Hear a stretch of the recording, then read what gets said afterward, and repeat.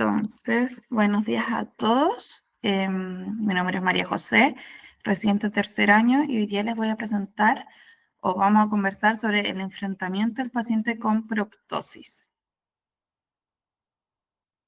Entonces, de modo de introducción, cabe destacar que la órbita es una cavidad ósea de forma piriforme que tiene 4 paredes inextensibles. Hay que tener claro su contenido como los músculos, la grasa, nervios y vasos arteriales y venosos y el globo ocular y sus proximidades anatómicas como los senos, el encéfalo, la cavidad nasal, entre otras, al momento de enfrentar a estos pacientes. Como una cavidad inextensible, cuando tenemos alguna enfermedad que cause aumento o edema de los tejidos o alguna masa que esté comprimiendo o infiltrando cualquier estructura de la órbita, vamos a tener una pérdida de la relación del contenido del continente. Y por lo tanto, en la mayoría de los casos, estos procesos orbitarios se van a manifestar como proptosis. Al enfrentarnos a estos pacientes tenemos que tener como 4 pilares en nuestra cabeza que podrían ser la causa de esta afección. Uno son las patologías inflamatorias de la órbita, como es el pseudotumor orbitario o la inflamación específica de la órbita, o la enfermedad por IgG4.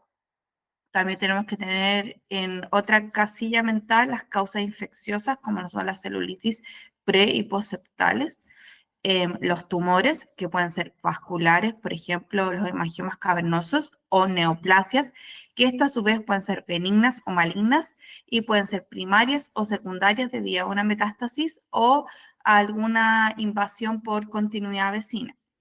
Y también tenemos que tener siempre en mente las causas traumáticas y preguntar por estos antecedentes. Entonces, los espacios quirúrgicos de la órbita clásicamente se escribe el espacio intraconal que contiene el nervio óptico y la grasa, los músculos extraoculares, el espacio extraconal que tiene estructuras importantes como lo son la glándula lagrimal o la tróclea, el espacio subperióstico que está entre los huesos de la órbita y, y el periósteo, el espacio subterráneo y el espacio extraorbitario que comprende todo el espacio anexo a la órbita, la cavidad nasal, los senos etmoidales, frontales, maxilares y obviamente el sistema nervioso central. ¿Ya? Estos espacios quirúrgicos es importante que los tengamos en mente al momento de abordar, sobre todo en la parte de imagenología, las distintas alteraciones en la órbita. Entonces, cuando llega a la consulta un paciente con proptosis, siempre debemos partir por la historia clínica y el examen físico. Es lo más importante y va a ser lo que nos va a ir orientando a ciertos diagnósticos diferenciales que después podemos ir afinando o confirmando con otras herramientas como lo son el laboratorio, que es súper importante en la enfermedad, en la orbitopatía distiroidea, por ejemplo. Luego las imágenes, que también son súper importantes y la mayoría de los pacientes que consultan por proptosis van a ir a imágenes. Y la mayoría de ellos el desenlace del cuadro clínico va a terminar en una cirugía y también en una histopatología que muchas veces nos va a confirmar el diagnóstico, sobre todo cuando se trata de una enfermedad tumoral. Entonces, para la historia clínica y el examen físico, hay una memotecnia que nos va a ayudar a ordenarnos y afrontar a estos pacientes, que son las 7 P de la órbita, que son los antecedentes médicos, el dolor, la progresión, la proptosis, la palpación, la pulsación y los cambios periorbitarios. ¿Ya? Esas 7 P son como para no olvidar y para tenerlas siempre presentes.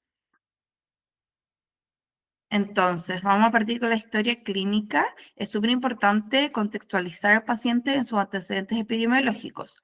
Por ejemplo, la edad. No es lo mismo un paciente pediátrico a un paciente adulto que consulte por proptosis porque las causas suelen ser muy diferentes.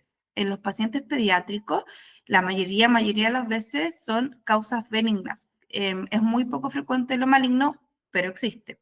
Dentro de lo benigno, lo más frecuente son las infecciones y la hemangioma capilar, y también tenemos los quistes dermoides y el linfangioma. En lo maligno, tenemos el rhabdomiosarcoma, la histiocytosis, la metástasis del neuroblastoma o el osteosarcoma de Ewing. En los adultos, cabe destacar que siempre la primera causa de proptosis unilateral o bilateral va a ser la orbitopatía distiroidea.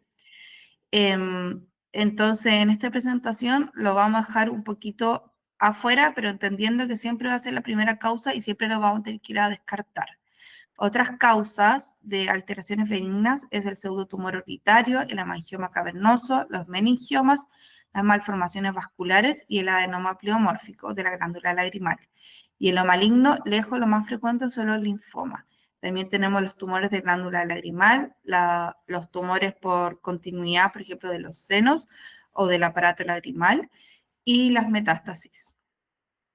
Cabe destacar también que los adultos, la balanza entre lo maligno y lo benigno se acerca un poco más que lo pediátrico, que es mucho más frecuente las alteraciones benignas. Entonces, acá hay algunas fotos, por ejemplo, el niño de arriba a la derecha tiene un aumento de volumen en la cola de las cejas, bien redondeado, sin cambios en la piel adyacente y corresponde a un quiste dermoides, ya que es la ubicación más frecuente, superotemporal. Acá tenemos a otro niño con un párpado, una lesión rojiza. Bueno, la foto se ve plana y corresponde a una hemangioma capilar, que es lo más frecuente de los niños, sacando las infecciones. Y acá abajo tenemos a otro niño que nunca se nos puede pasar y nunca se nos puede olvidar, un niño que consultó por una proptosis de rápida evolución, con dolor, y que corresponde a un rhabdomiosarcoma. Y que siempre tenemos que hacer el diagnóstico diferencial con la celulitis orbitaria, que fue lo que vimos en otro seminario.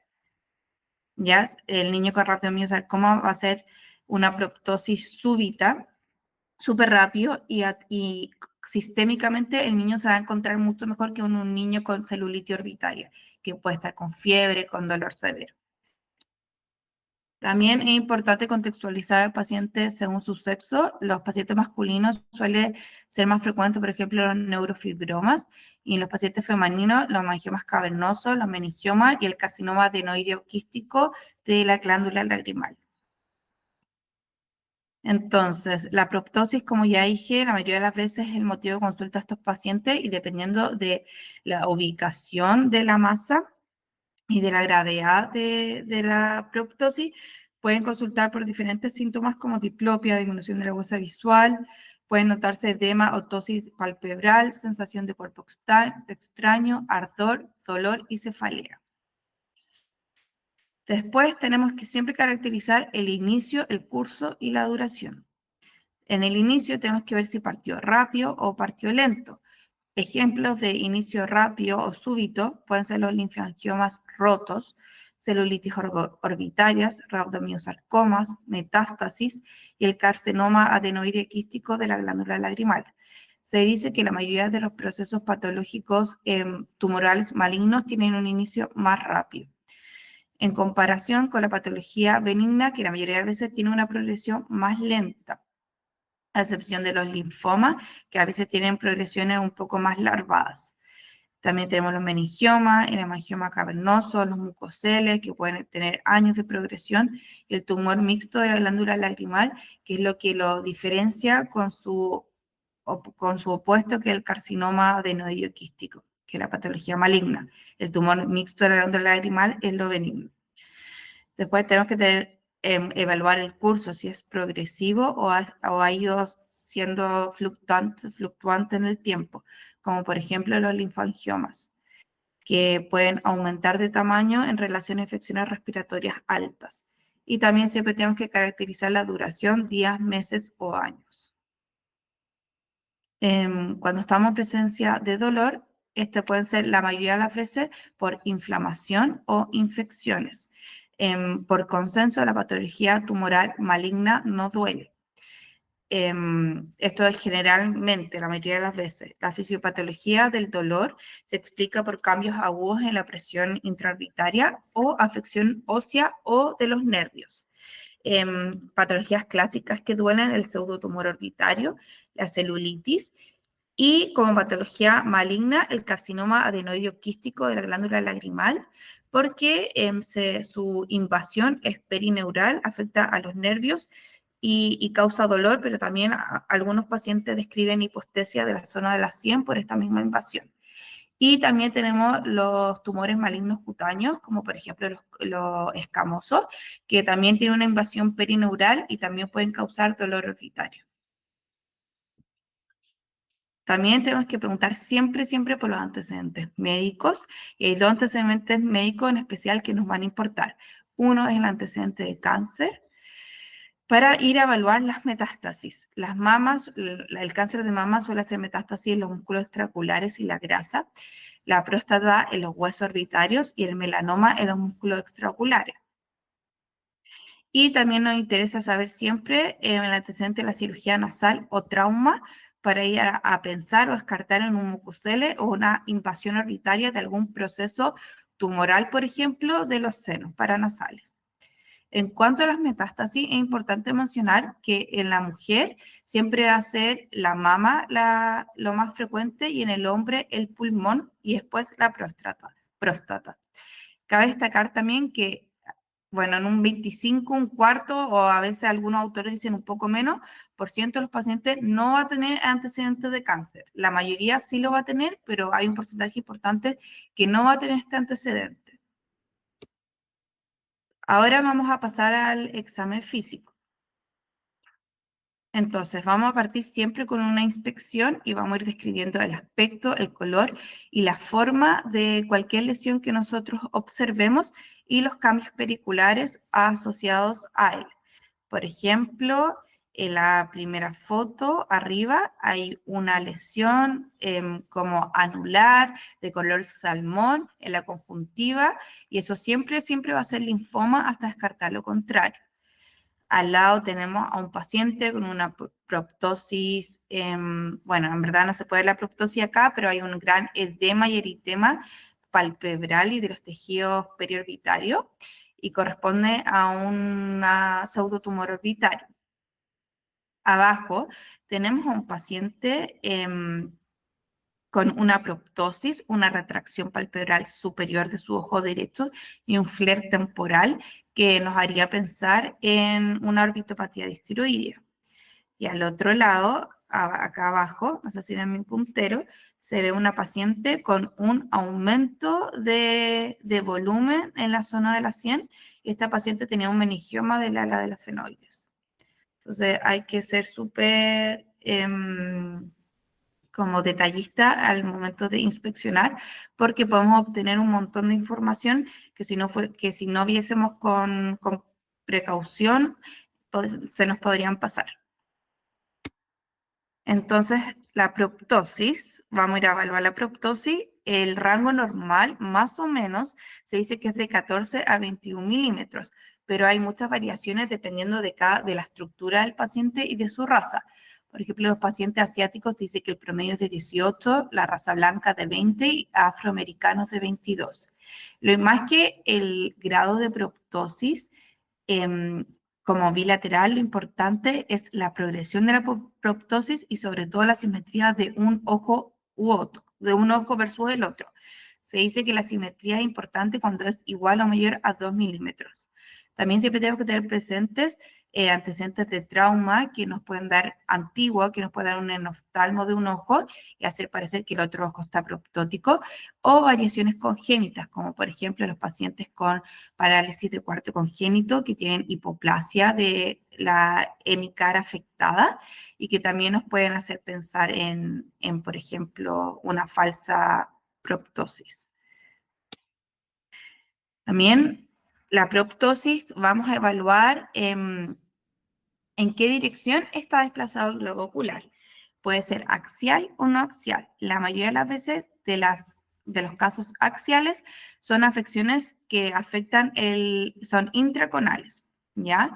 Y estas pueden ser masas, tumores del nervio óptico o alteraciones de los músculos extraoculares. Y entre ellos vamos a mencionar el glioma, el meningioma, el tuamona, el hemangioma cavernoso y las metástasis, ¿ya? Y la patología no axial, la mayoría de las veces es extraconal. Y según su desplazamiento, la mayoría de las veces obviamente va al desplazamiento contrario a la ubicación de la masa. Por ejemplo, cuando tenemos un desplazamiento hacia superior del globo ocular, podemos pensar en neoplasia invasora del seno maxilar, que es muy poco frecuente, o tumores malignos del saco lagrimal y linfomas. Cuando tenemos desplazamiento hacia lateral, tenemos que pensar en patologías que afecten la pared media de la ósea, como un mucosel etmoidal, una neoplasia del seno etmoidal, un rhabdomiosarcoma, que la mayoría de las veces es superonasal, o abscesos.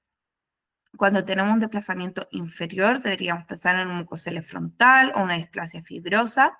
Y cuando tenemos desplazamientos mediales, o más bien dicho, inferomediales, pensar en tumores de la glándula lagrimal o un meningioma de alas del esfenoides. Entonces, acá arriba tenemos a un señor con una proptosis muy marcada de su ojo izquierdo, con el globo ocular desplazado inferiormente, y se puede ver un aumento de volumen en el párpado superior. Y este paciente, en la imagen se ve un mucosele del seno frontal y que corresponde al mucosele más frecuente. Es importante saber que los mucoceles son de lenta progresión, entonces los pacientes pueden llegar con una historia de una masa o una alteración que fue progresando lentamente durante años. Y acá abajo tenemos a una señora que tiene un desplazamiento lateral de de su globo ocular, perdón, y tenemos un carcinoma del seno etmoidal. En el TAC podemos ver esta lesión infiltrativa, destructiva de las paredes óseas. Cuando tenemos carcinomas, por ejemplo, del seno etmoidal, también es importante, o tenemos que indagar también, los pacientes pueden llegar con síntomas nasales como lo es la epistaxis o también sinusitis crónica. También es importante averiguar como los antecedentes o indagar en la historia de patologías nasales o síntomas nasales. Cuando tenemos un paciente con una proptosis intermitente, que él dice que a veces es mayor y a veces menor, tenemos que evaluar la proptosis con maniobras de Valsalva. Clásicamente, las proptosis que aumentan con esta son las varices orbitarias, los mucoceles y los meningoencefaloceles. Y también es importante que el paciente nos traiga fotografías de cuando la proptosis está o se presenta en mayor cuantía. Acá arriba, por ejemplo, más que proptosis, tenemos una tosis mecánica de un paciente con varices orbitarias.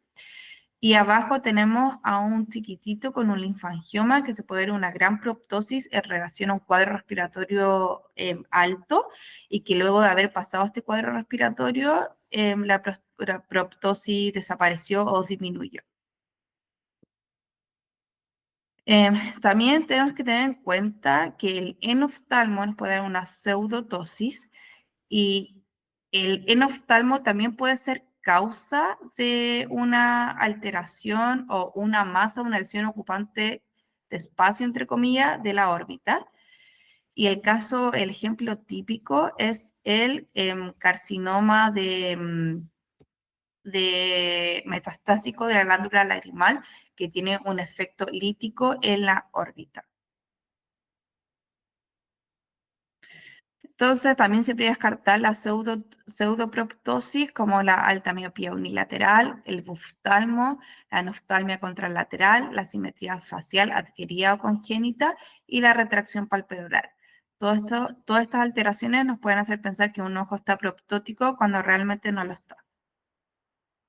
Y todo esto en contexto de haber descartado una patología, una orbitopatía distiroidea. Luego vamos a ir a la palpación. Siempre tenemos que, da lo mismo el orden, pero siempre tenemos que hacerlo, o sea, da lo mismo el orden propio que uno tenga, pero siempre debemos llevar el mismo orden, ¿ya? Para no olvidarnos de palpar ni una estructura. Partir por el reborde orbitario se recomienda, los fondos de saco, y luego evaluar la retropulsión en que es especialmente útil en masas posteriores, en donde va a haber una resistencia a la retropulsión del globo ocular. Al palpar una masa, siempre tenemos que escribir la sensibilidad, la forma, el tamaño, la posición, los bordes, la superficie, la consistencia, la movilidad, si esta no es móvil, la adherencia a estructuras vecinas y si tiene pulsación o frémito. Y nunca olvidar palpar las adenopatías. Masas anteriores que podemos palpar, por ejemplo, los mucoceles, los tumores de la glándula lagrimal, los quistes dermoides, los linfomas o los neurofibromas, sobre todo plexiformes. Es raro que tengamos una proptosis pulsátil, pero si la hay, la mayoría de las veces nos orientan a dos causas. Uno son malformaciones vasculares arteriales, como las fístulas carotido-cavernosas de alto flujo, o la ausencia de huesos orbitarios, como son la neurofibromatosis, que tienen ausencia en la ala mayor del esfenoide. Cabe destacar que las malformaciones vasculares arteriales, o sea, venosas no pulsan, estas son las arteriales. Las venosas suelen aumentar con Valsalva, como lo vimos con las varices orbitarias. Acá hay un paciente con una proptosis aguda, dolor, tenía, o sea, quimosis, y a la biomicroscopía destacaba esta epidemia conjuntival con estos vasos en tirabuzón. Tenía una proptosis pulsátil y que correspondía a una fístula carotídea cavernosa de alto flujo. Es súper importante en estos pacientes indagar sobre el antecedente de traumatismo. Entonces, también siempre por un tema médico-legal también tenemos que hacer un examen oftalmológico completo.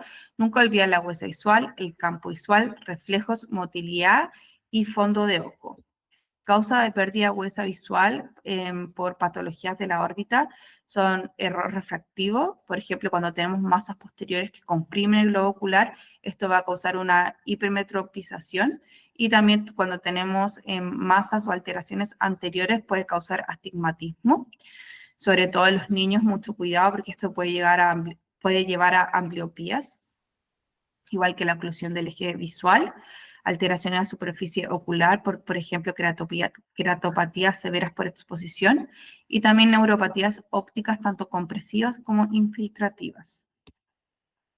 Hay que evaluar también el campo visual con algún examen o por confrontación, los reflejos siempre, el reflejo fotomotor y buscar de par, y la motilidad ocular, siempre hay que evaluarlo en las 9 posiciones de la mirada. Si tenemos un paciente con diplopia, se refiere que es algo agudo, y si vemos en el examen físico que hay algún tipo de restricción o alteración en la motilidad, pero el paciente no presenta diplopia, puede ser que el proceso sea crónico. También tenemos que evaluar si es restrictivo o paralítico, y también lo que nos va a ayudar es saber o evaluar si es la alteración de motilidad es comitante o incomitante.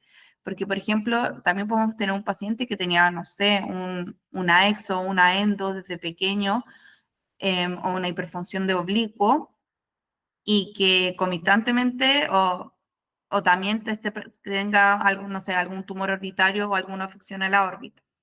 Entonces, si es comitante, nos puede hablar que es algo más anterior y no relacionado a la patología orbitaria. Y el fondo de ojo, obviamente vamos a ir a buscar si hay atrofia o edema de papila, y cosas más específicas son estos pliegues coroideos, que nos habla de un efecto masa en el polo posterior y que lleva a la hipermetropización, que por ejemplo siempre se escribe, o en el OCAP siempre preguntaban por el hemangioma cavernoso, que podía dar esto. Y esto también es súper específico, pero también lo preguntan mucho en el OCAP, son los shunts optociliares de los meningiomas de nervio óptico. Y ahora, muy brevemente, la imagenología. No voy a entrar a hablar en detalle en esto, si no nos extenderíamos mucho, pero algunos tips. Siempre pedir TAC o resonancia nuclear magnética. El uso o no de contraste va a depender de la patología que estemos sospechando. La mayoría de las veces, por mayor accesibilidad y mayor rapidez, se pide un TAC, aunque la resonancia nuclear magnética es preferente en lesiones quiasmáticas o del ápice orbitario. Y el objetivo de pedir imágenes van a ser dos: información diagnóstica que nos va a ayudar a encaminar nuestro diagnóstico diferencial que ya hicimos con nuestra historia y examen físico, y también para la planificación quirúrgica. Lo importante a saber, o lo importante en un esquema mental, es ver la ubicación de la masa, el tejido de origen y el espacio quirúrgico que mencioné anteriormente que esté ocupando, la relación a los tejidos blandos adyacentes, la relación al hueso adyacente, el tamaño, la forma, las características internas de la masa y el realce al contraste. Por ejemplo, la relación a tejidos blandos adyacentes, es importante saber si la masa empuja los otros tejidos o infiltra. Clásicamente se dice que lo que empuja es benigno y lo que infiltra nos habla de malignía. Acá abajo hay una lesión que está infiltrando y acá abajo a la izquierda una lesión bien definida que está empujando y que es un hemangioma cavernoso. Después, la relación del hueso adyacente, es importante saber si erosiona el hueso o moldea el hueso o no, simplemente no lo afecta. Lo típico que dice que erosiona el hueso es más de alteraciones malignas, por ejemplo, el carcinoma de la glándula lagrimal, versus el tumor mixto benigno que moldea el hueso de la glándula, o sea, el tumor mixto benigno de la glándula lagrimal que moldea el hueso y no lo erosiona y genera así como una fosa. Y también es importante evaluar si hay hiperostosis, que es una mezcla entre destrucción y formación de hueso nuevo y que se puede ver en el meningioma del ala de fenoides y en la metástasis de cáncer prostático, clásicamente dan hiperostosis. Según las características internas de la masa, tenemos que evaluar si es homogéneo o es heterogéneo. Cuando tenemos componentes sólidos y quísticos, nos va a orientar más a un linfangioma. Cuando se ven diferentes densidades, si es heterogéneo, tiene desechos de queratina y tiene diferentes densidades de la grasa, nos puede hablar de un quiste dermoides. Y también es importante ir a buscar la presencia de calcificaciones, que suele estar relacionado con lo maligno. Las lesiones vasculares también, algunas están calcificadas, y también en el meningioma se describe el signo de la transvía, que es clásico de estas calcificaciones en el borde de la meninge del nervio óptico. Y también siempre tenemos que evaluar también el realce del contraste, que es sobre todo importante cuando estamos sospechando en patología tumoral y en lesiones vasculares.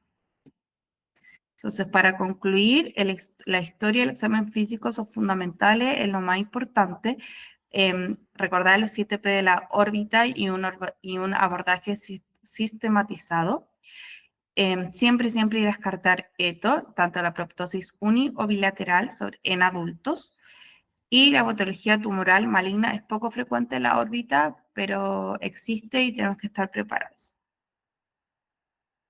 Eso.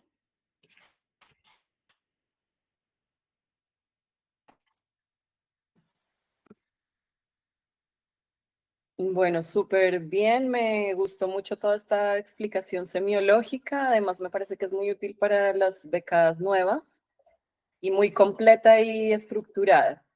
De hecho, como ayer tuvieron el examen de semiología, quiero recalcar lo que dice María José, porque el examen oftalmológico no empieza solo en la lámpara de hendidura, sino que lo que nos diferencia de los tecnólogos médicos que hacen oftalmología, lo que sea, es que somos médicos, entonces tenemos que fijarnos en toda la parte anatómica y hacer un examen muy exhaustivo, desde que el paciente ingresa, ver cómo mueve la cara, si parpadea bien, si no tiene buen parpadeo, si tiene alteraciones en la piel de rosácea, o bueno, como que hay que hacer una inspección más completa antes de sentar al paciente en la lámpara de hendidura, palparle el globo ocular. Nos pasó con María José, creo, la semana pasada también, que mandaron un paciente por otro motivo de consulta y simplemente lo sentamos y le tocamos y tenía una masa dura en la órbita y además lo mandaron por conjuntivitis crónica y tenía obstruido el lagrimal del otro ojo, más una masa en la órbita, entonces bueno,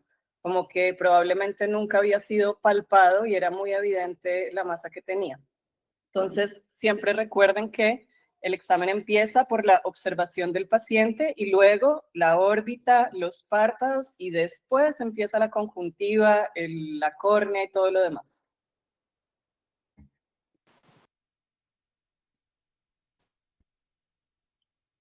Excelente presentación, María José. Concuerdo todo con Vanessa, muy bien organizada, muy ordenada y tal cual. Yo creo que uno no se cansa de insistir en eso de que hay que observar al paciente y hay que palpar el reborde, palpar la órbita. Nos ayuda un montón a que no se nos pasen de repente masas que no son tan evidentes a simple vista, pero que inmediatamente al palparlas uno las siente.